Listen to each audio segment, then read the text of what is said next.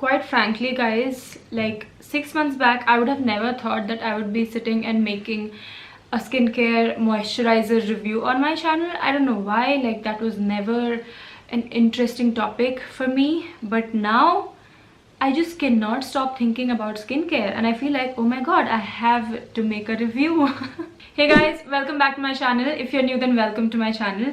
In today's video I have a comparison review for you guys, and it's going to be a comparison of two moisturizers with ceramide in it. So I'm talking about the DermaCo Ceramide plus Hyaluronic Acid Moisturizer and the DermaCo Ceramide and Hyaluronic Acid Moisturizer. So if you're interested, then please keep on watching.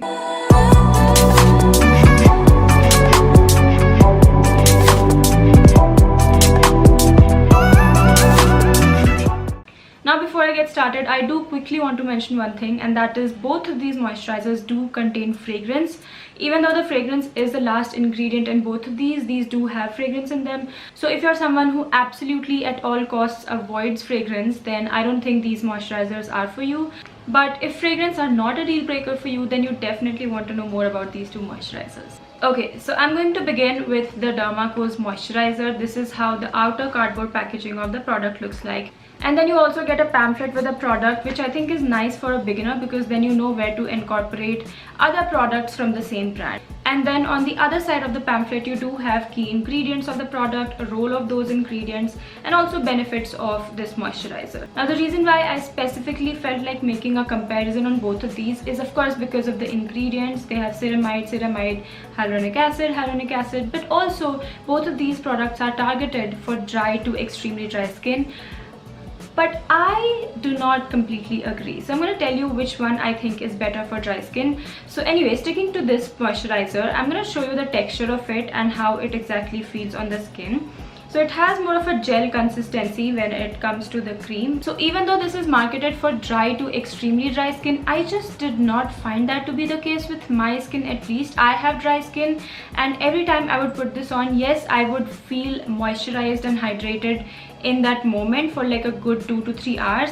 But after that I would again feel the need to moisturize my skin, which shouldn't really be the case if it is marketed for dry to extremely dry skin type. So I would say that this moisturizer, even though marketed for that skin type, I wouldn't necessarily recommend it for that skin type. I think this would be good if you want to have a moisturizer with ceramide and hyaluronic acid in it, but only for normal to combination skin type. For oily skin type, I think it might be a little bit too much. It might feel a little heavy, but I think this would be perfect for normal to combination skin type, definitely. Now let's come to the fun stuff. By the way guys, I don't know where all these mosquitoes are coming from. It's 3 in the afternoon.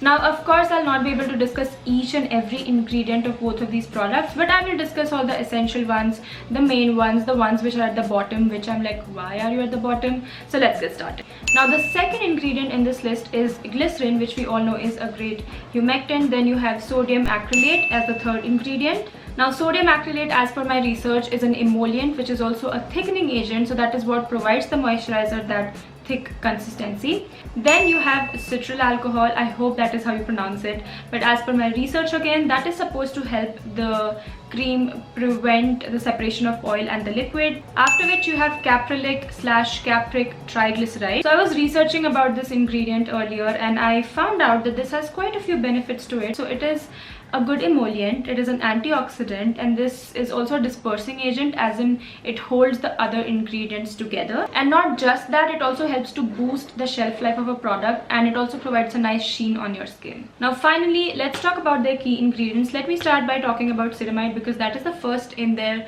list of I keep saying Cree, what is wrong with me? Let me talk about ceramide because we are all here for the ceramide, and let me tell you that this moisturizer does contain all the 3 ceramides that the CeraVe moisturizing cream also has. So this has ceramide 3, ceramide 6.2 and ceramide 1. My only fuss about it is the ceramides are not really up there in the ingredient list, which was kind of a bummer because I specifically bought this considering or like thinking that, you know, the ceramide might be actually at the very top of the ingredient list. My bad, I should have checked the description and ingredient list on their website before purchasing it, but anyways, at least I can make a review for you guys. So that is the 3 ceramides that this product contains. Now the reason why ceramides are so good for our skin and we should look for products with ceramide is because it is a great ingredient to help protect your skincare barrier. And believe me, if your skincare barrier is wrecked or is not really healthy, there is nothing good you're going to achieve with the other ingredients that you're using in your skincare product. Then let's talk about hyaluronic acid, which was again a selling point for me. Like when I saw that this also has hyaluronic acid, I'm like, get it. Anyway, so the hyaluronic acid in this is actually in the form of sodium hyaluronate, which is a salt form of hyaluronic acid. But again, my only fuss is it's not really up there in the ingredient list. It's somewhere at the bottom.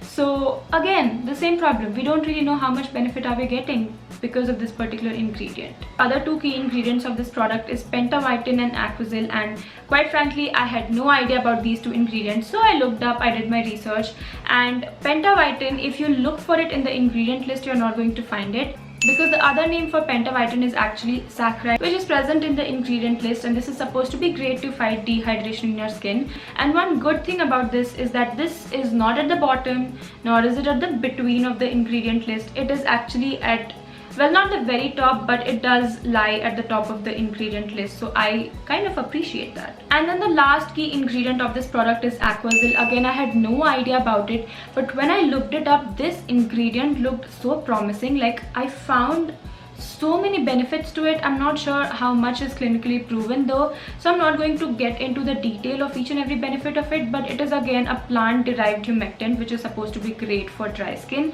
and I think that's why they tried to incorporate it for a product which is targeted for dry skin. Now again, if you try to look for aquasil as an ingredient, you're not going to find it, because it is a mixture of all of these 3 ingredients, which I'll leave right here. If you are wondering where those 3 ingredients lie in the ingredient list, then it is not at the top, not at the bottom, but it is somewhere in the middle of the ingredient list. Apart from these key ingredients, it also contains oat kernel flour, which is again supposed to be great to soothe and calm your irritated skin. And it has panthenol also, which is again supposed to be a very good calming, soothing ingredient for your skin. So overall, I do really like the ingredient list. My 2 main concerns with this product is that this is marketed as ceramide and hyaluronic acid moisturizer, but you guys at this point know where those ingredients lie. And secondly, it has got such a strong fragrance to it that I just don't feel like putting it on my skin. Yes, I've tried it, I've tested it, I know how it works on my skin, but even if I want to put it on, I don't know, the fragrance just is so off-putting for me, especially when you're using, you know, active ingredients. You don't want such highly fragranced moisturizer in your skincare routine, so that is really off-putting for me. And just a heads up guys, like if you don't mind fragrance, for example, this also has fragrance, but this does not have like heavily fragranced scent to it, then I'm sure that you are not going to like this product at all. Now let's finally talk about the Requel one. I have used up like almost half of it, so I have been quite enjoying it. And this one not only has ceramide and hyaluronic acid, but it also has mango butter, which again is an amazing ingredient for dry skin, and it says it restores dry to very dry skin. So let me quickly show you the consistency of it. Now the consistency of it is extremely well, not extremely, but it is quite on the thicker side, and it takes time to absorb, and it does suggest on the back of the packaging to use on damp skin, and I thoroughly enjoy using this on damp skin, because on damp skin it gets absorbed very nicely, and you know, when you apply any moisturizer on damp skin, you can actually prevent transepidermal water loss, and that way you don't need a sleeping mask or anything of that sort. So I do like the consistency of it, especially for my skin type, which is dry. I don't think a gel consistency moisturizer works for me, but this one, even now my hand feels extremely nourished and moisturized, which I do really like about this. So this one, I don't think I would suggest it to a combination to oily skin at all. It would be kind of heavy for your skin, but for normal to dry to, again, I wouldn't suggest this for extremely dry, parched, flaky skin. I don't think this would be enough. Now let's talk about the ingredients. So the second ingredient in this is caprylic capric triglyceride. So the same ingredient that we talked about in the other moisturizer also. And again, this is the same ingredient which is supposed to be great antioxidant, increase the shelf life of your product, give you a nice sheen on your face, and so on and so forth. I think this has like quite a few benefits. So yeah, that is the second ingredient. The third ingredient in this is Myristil Myristate. I had no idea about this ingredient again, but I looked it up and looks like it is a natural coloring agent. I think this is the ingredient that is providing this white color to the moisturizer, and it is also a good co-emulsifier and a thickening agent. And this also has citral alcohol, which prevents the moisturizer from separating the oil and liquid portion of it. And after that you have other few ingredients, and then you have finally mango seed butter. So I do like that the mango seed butter is at, well, wouldn't say at the very top, but it is still at the top of the ingredient list. And then this also has choline, which is a great antioxidant and emollient, and it also has saccharide isomerate, which is the pentavitin that this product also has. So you are getting that ingredient in this product also. Then you also have tocopherol acetate, which is a stable form of vitamin E. Then we have ceramide 3, which is one of the star ingredients of this product.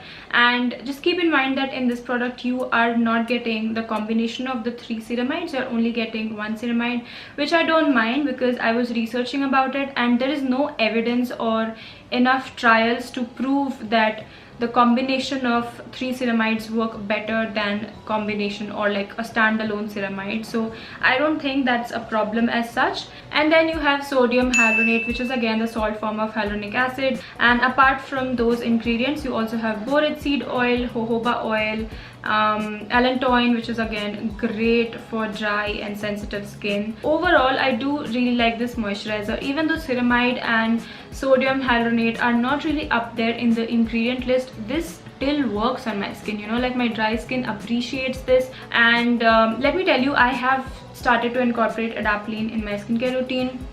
I just started it like last week. When you are incorporating adapalene or any form of retinol, you have to be extremely picky and choosy with your moisturizer, because believe it or not, your moisturizer plays an extremely important role, because it has to be hydrating enough, moisturizing enough. Otherwise you might start to experience flaking, peeling, sensitivity, and you don't want all of those side effects. So this was the moisturizer that I was using, and this did a great job. So I never once felt like my skin is peeling, flaking, or sensitive at any time so far. So this moisturizer did work on my dry skin. So if you have dry skin, you're looking for a good moisturizer with ceramide and hyaluronic acid, then I would definitely suggest this. And again, this is going to be good for normal skin. Wouldn't recommend this definitely for oily or combination skin type. So out of the two, I would definitely recommend this one over this because of all of the things that we just discussed. Let me know if you guys have tried any of these and what has your experience been like with these. And that's it for this video. I really hope that you guys found this video helpful. Let me know what are the other skincare reviews you would like to watch on my channel next. Also, a heads up, I just bought like a bunch of fragrance free moisturizers. I definitely want to go fragrance free and decide for myself if that is a route I want to follow for my skin type. So let's see how it goes. I'm trying those out right now. I'll definitely make a video soon, so subscribe if you don't want to miss out those videos. And that's it. Like this video if you found this video helpful, subscribe to my channel, also click on the bell notification right next to it, and I'll see you guys in my next video. Bye bye.